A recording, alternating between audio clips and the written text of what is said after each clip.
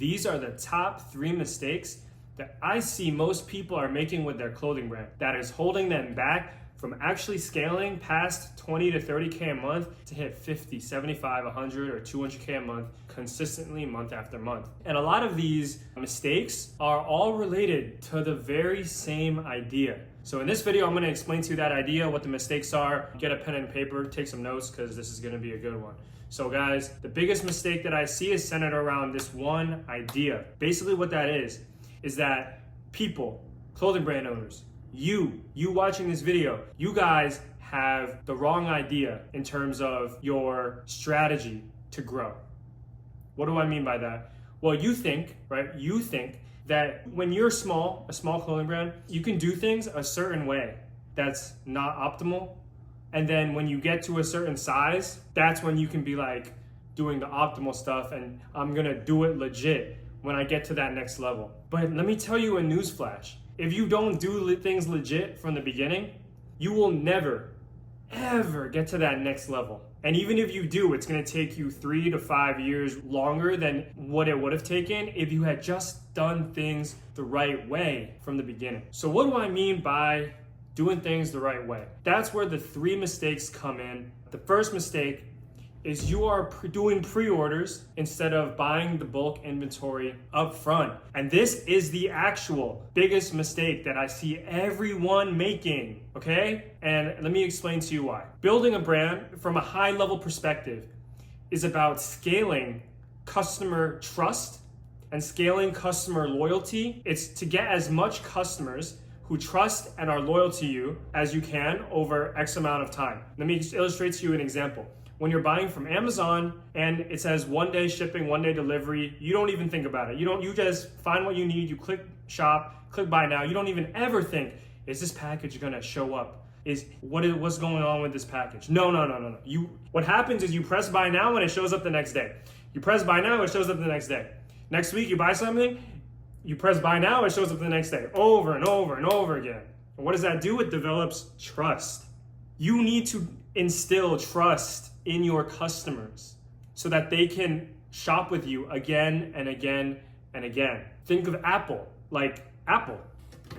This MacBook right here, the iPhone I'm recording with, did I even think about purchasing them? Absolutely not. I've been buying Apple products for since I was 13 or 12 or something. You know what I mean? I was using an iPod Shuffle. It was a $50 iPod Shuffle I got off of Craigslist. Something like that when I was in middle school or high school. And it's 15 years later and I'm still buying Apple products. Why? Because I trust Apple to deliver amazing experience, the highest quality of product, and innovative tech. I trust them. And how do I have that trust? I don't care if it's $1,500 iPhone, $3,000 MacBook, I'm gonna purchase it again and again and again, year after year, because they keep delivering year after year. They are delivering everything at a very high level year after year to build that trust in me as a consumer. So now when you flip that around as a seller, that's the only thing on your mind. You need to be thinking, how can I build trust with every single person that comes across my products, my brand, and purchases it from me? How do you do that? Trust building happens every single time the customer interfaces with you, whether they go on your website, your Instagram, or actually purchases from you and receives your product. Because interacting with the product on their body, the delivery experience, that is also interacting with your brand, not just social media and not just the website. So how do you actually improve the trust and the loyalty that a customer has with your brand? Well, on the website, you can put reviews. Why do companies put reviews? It's because they want you to trust them. And then when you do trust them and you have a good experience with the product, that's when you go on and leave a review. I go on Google reviews if I really like a restaurant, and I'll yap away. I'll put in a photo, I'll put in a 5-star review, and I'll say 10 out of 10 experience, would recommend. Went here with my friends, I ate the food, the ambiance was great, the service was great, boom, a review added to that restaurant's Google reviews. And then that entices people to go there and eat, because I'm not going to a 3-star restaurant when I can go to a 4.8-star restaurant. And then those people are gonna experience that same thing. And it's just a flywheel effect, man. It just starts with a few reviews and then more reviews. And then boom, you're at 1,000 reviews. your restaurant is making millions of dollars. People come and it's just a flywheel effect. And the reviews just keep stacking up. The social proof keeps stacking up and up and up and up. And that is what you need to understand about building a brand. A brand is scalable reputation. Think about that. Marinate on that. What is a brand? Other people will say, oh, it's the aesthetic.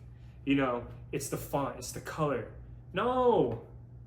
A brand is what you think when you think Amazon, when you think Apple, when you think Nike. You're buying the product, you're getting what you expected, and the company is going above and beyond what you paid for to give you that value. So then you go make a review, other people see those good reviews and they buy, and then you tell that friend, and that friend tells that friend, and now the whole world has your product. And that's why you should not be doing the pre-order method. That was the literal longest-winded explanation on why you should not be doing pre-order. Why? Because if you do pre-orders, then it's gonna take 2 months, 3 months, 4 months for the customer to get the product.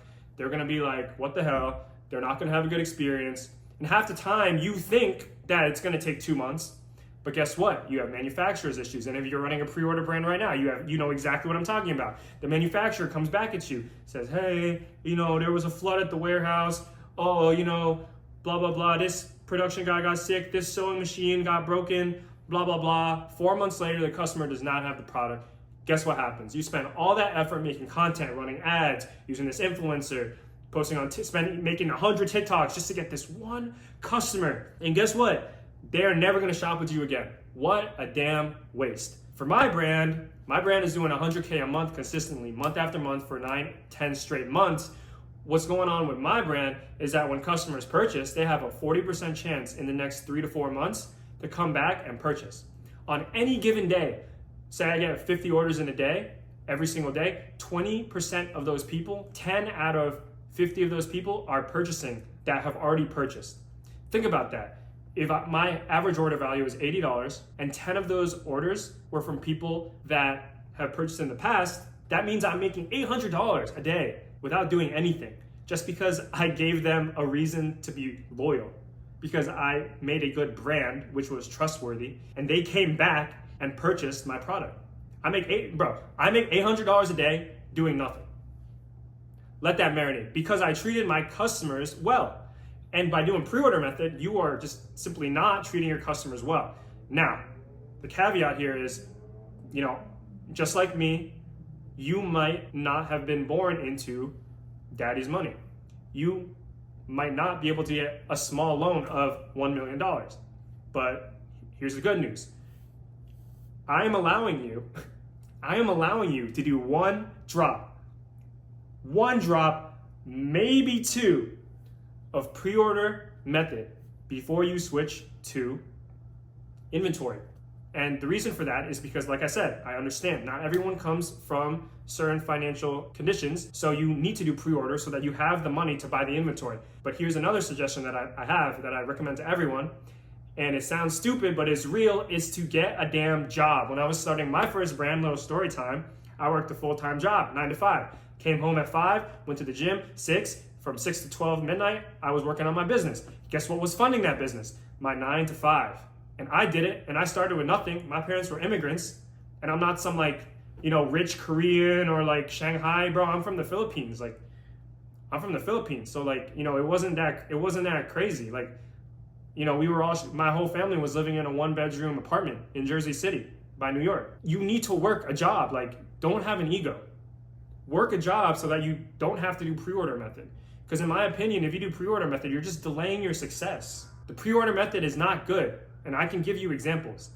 Divide the Youth, Antisocial Social Club. All these brands fell off. They got ruined. People don't trust these brands because they tried to scale 2 million, 5 million, 10 million, whatever. 6 to 12 months later, the customer doesn't get the product. What does that do? Like I said, it erodes customer loyalty, and it takes years. There's a quote. It's it takes years to build a reputation. It takes 5 minutes to ruin it. And that's what y'all are doing by doing pre-order method. So to wrap that up, the first mistake is that you're doing pre-orders and not just doing pre-made from the jump by getting a job, purchase the damn inventory, and make the customer experience a delightful experience. The second mistake that I see people are doing is that you're trying to do too many things at once. Alex Hormozy said something that resonated with me about a year ago, and what he said is to get to $1 million, you just need one product, one customer avatar, and one marketing channel.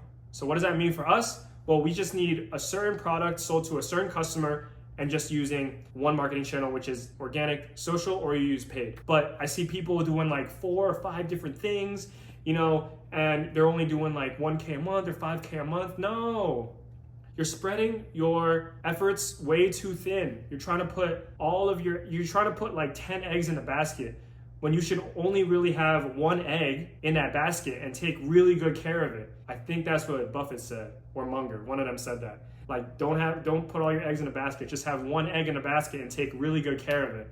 For me, that's Facebook ads. If you look at my brand, I don't even have a TikTok. I literally don't even have a TikTok. Why? Because I don't need a TikTok.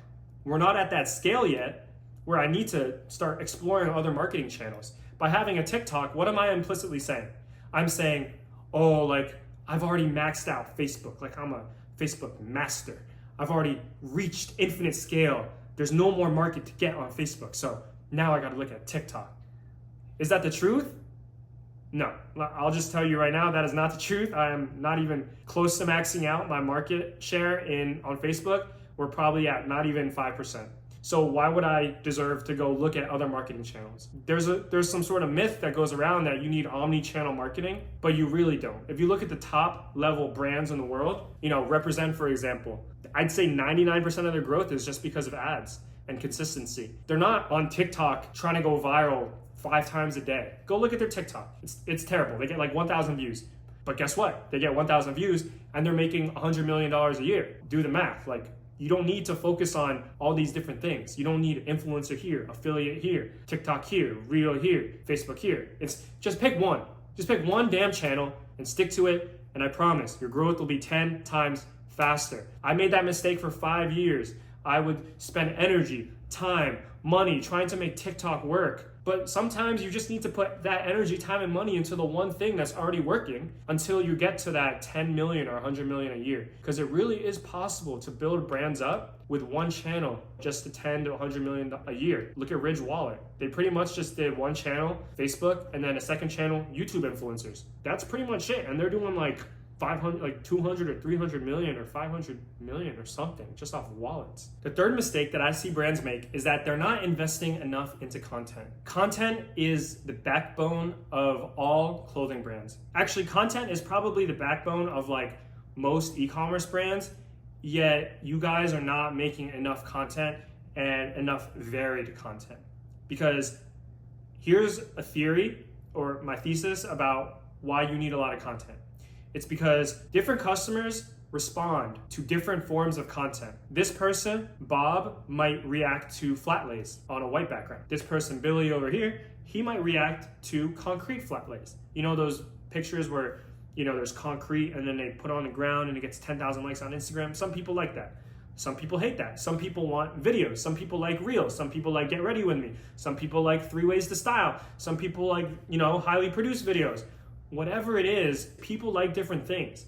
And if you're going out and only making one type of content, running it on ads, you are not maximizing your reach. Everyone on Facebook, on Instagram likes different things. So you need to go out and make 10 different styles of content and run them all at the same time. Stop just making one type of content. People like different things. If you give the Facebook algorithm machine enough pieces of content over a long period of time, I promise you, you're going to find a profitable Facebook campaign. And those are the 3 mistakes that I see people make. That's it for now. Make sure you thumbs up the video, like, comment, subscribe, etc., etc. Follow me on Instagram. Thank you for listening. Peace.